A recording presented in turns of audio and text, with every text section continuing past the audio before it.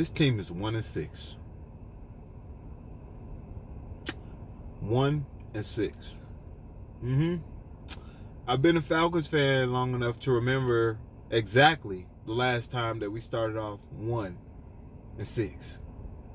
The last time we started off 1-6 was the year Mike Vick went to prison for our 2007 season. The last time we started off this bad, we literally had a baked-in excuse. Hey, man, we lost a superstar quarterback, right? We lost him right before the season. What are you going to do? It's going, it's an off year. That year allowed us to get Matt Ryan, and two things about that. Until this season, all these years, I have always held that excuse for the 2007 year. Hey, man, we lost Vic. He went out right before the season started. He went to jail. What were we supposed to do, right? That sounded like a great excuse, like fair enough, all these years up until this season.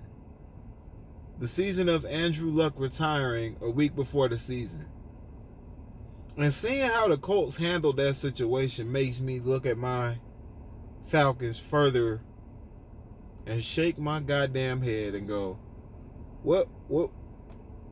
I said it in my last video. If you pay attention, I said, hey, man, I didn't say we need to replace Ryan, but a smart team, a good team, a team that plans ahead would have the next guy waiting. But we didn't do that.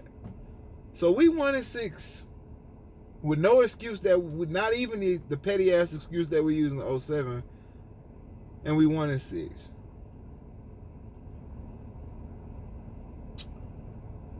I don't know where to start. My first video, I came out and I said I'm done with the Falcons. That ain't changed. Like, this team is so far gone. Like, I don't know how y'all can root for them. Like, pretend everything you want to happen for this team, aside from winning the Super Bowl this year, right? So, all the stuff that y'all kind of think might happen or won't happen, like maybe we get Chase Young, maybe we get Lincoln Riley, maybe we do get that top pick. I'm at that point with Atlanta where I'm like, do you think it even matters? I don't even think it matters anyway. Belichick can come in. Like, this town is cursed. We cursed. I don't know. We cursed. I don't care who y'all bring in. It really don't matter. Like, bring in anybody. Tom Brady and Belichick could come here. I don't feel like we'll ever win anything. Ever. Stop right there. Full stop. You know who I fucking hate more than Saints fans? I'm making it official today. Who I hate more than fucking Saints fans? Aints fans.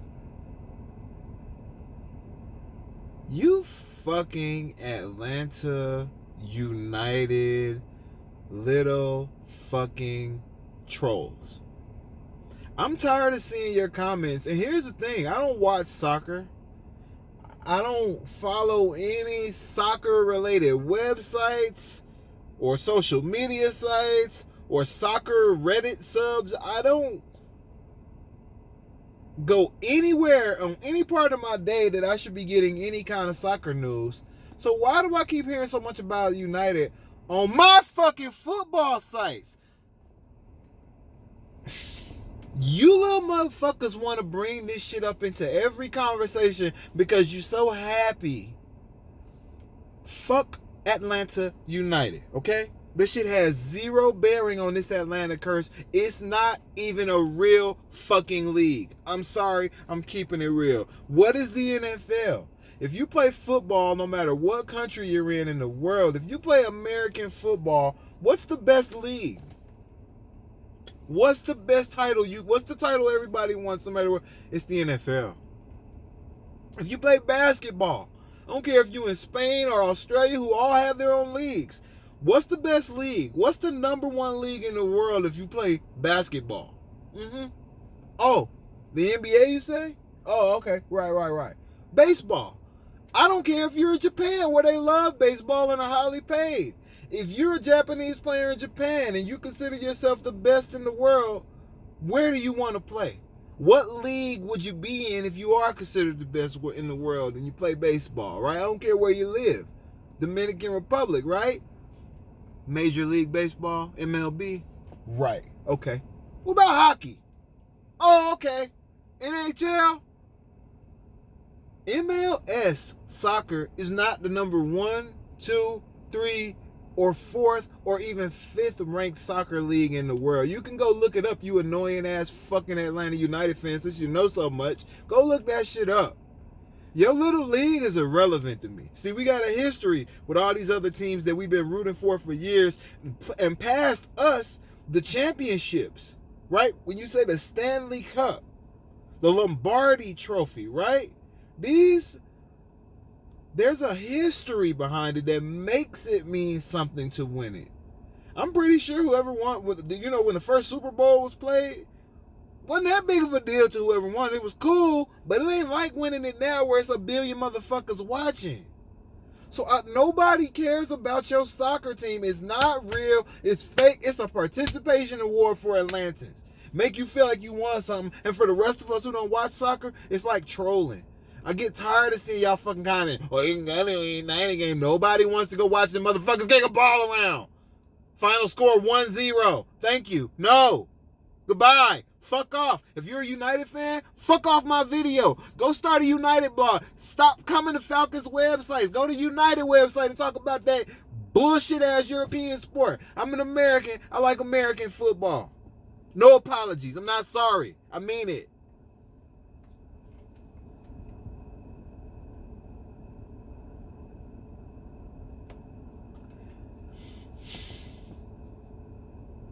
And the Rams, by the way, you could look at them. Yeah, they were in the Super Bowl, right? Which we all know you could easily go to being in the Super Bowl to not being in the Super Bowl. But you could look at them and say they were a powerhouse team and they came up in here and bossed on us. But the truth is, when that game started on Sunday, they were the 3rd best team in their own division. Niners undefeated. Seahawks with only 1 or 2 losses, leaving the Rams that were 3-3 when they came in here.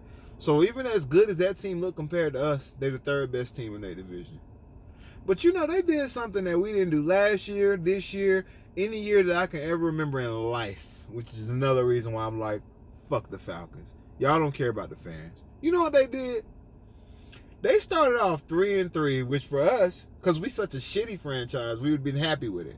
We'd be happy for it now. Let's keep it real. And we'd have been happy for it if that was how the season played out anyway. We'd be like, hey, baby, 3-3, still in the hunt, still win the division, still in the playoffs. You know I'm right. You would be happy with that shit because this team fucking sucks. And they done got your ass conditioned to accepting loser-ass bullshit results like 3-3. But for good teams or teams that actually, aspire to be good like the Rams, they say, hey, man, we're 3-3. We don't like the play that we've gotten from our cornerback. We don't like it. They said, but you know what? Since the season isn't over, we're going to go make a trade, make a deal, and get a contender for a piece that we think we need. Boom, boom, boom. Yep, 2 first-rounders. Jalen Ramsey on their team. I'm not sitting here suggesting that we could have gotten or should have gotten Jalen Ramsey, right? That wasn't even a possibility for us. I understand. The bigger point I'm making is, it's like last year when we started losing our players, and here goes bitch-ass Dan Quinn. Oh, the players we got are all the players we need. No, they're not. And the first step to recovery is admitting. If you can't even look at your own staff and say, hey, we need to improve, then what would ever make you make the move to go improve, right? So, of course, we got fucking burned all day. That's the team who actually can address their weakness. Same last year with Todd Gurley was having injuries. They went and started trying out running backs. But we the Falcons. Whoever we got is whoever we got. We have a staff, a coach, a GM, an owner who think, and I know they think this, not because I think this, because I know because their actions have shown they think this. The owner, the GM, and the coach. They have a mentality and a culture of thinking second chances. If we just do this again, maybe it'll work. If we just move a couple pieces around, instead of taking pieces off the board and replacing them with other pieces, they think if you just move shit around, eventually you'll find the right combination to win. That's what's going on with our defense. That's what's going on with moving Vic Beasley from rushing the passer to a linebacker the year after he had his only good season. That's what's going on with having all of our musical chairs with the. That's what's going on with Dan Quinn saying, you call plays. No. Now I call defense. Oh, no. Now I got a couple of assistants calling defense. The people that we have to win are not in the building. That's in general manager, that's the coach, and that's the players on the field. We do not have any of the pieces that you need to win. People keep telling me Matt Ryan and Julio Jones, they're great. I don't care what franchise they go to, they're not going to win it without a decent O-line and a good D-line. Some corners who can at least cover. Even if you can't cover, if teams know that you can't even cover on a 3rd or 15, rest in peace this season. It's over.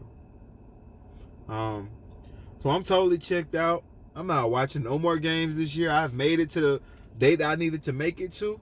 Unfortunately for y'all and people who enjoyed my videos, October 24th is the NBA season, regular season start for me, Warriors and Clippers. If you want to stay tuned and listen to Warriors and Clippers updates or Warriors updates, I'll be happy to provide you with that. I am not wasting another minute of my time this season on even watching a Falcons game or a recap. I'm assuming they're going to lose. I'm hoping they're going to lose. But knowing the sorry-ass Falcons, they'll probably win 2 or 3 at the end just to fuck up a number 1 pick, too. Fuck Atlanta. Fuck the Falcons. I love my city, but I cannot get down with this garbage-ass team in life.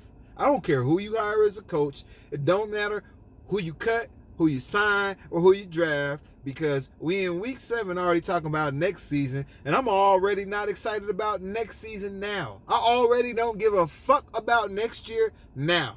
Good luck being mediocre. I'll be happy to jump on this bandwagon after y'all win the Super Bowl, which will never happen, so cool. Till then, go Warriors. Dub Nation. Yep, they lost in the finals last year, but they handled their business. When your team handle your business, you can take a loss a little better. So they handle their business. I can fucking rock with the Warriors. They lose every game this year, I'm all right with it, because I know they at least cared about the fans enough to go bring a damn title home. A couple of them bitches. 6 total. So go Dubs. Fuck the Falcons. Aints fans, y'all stay hungry and broke.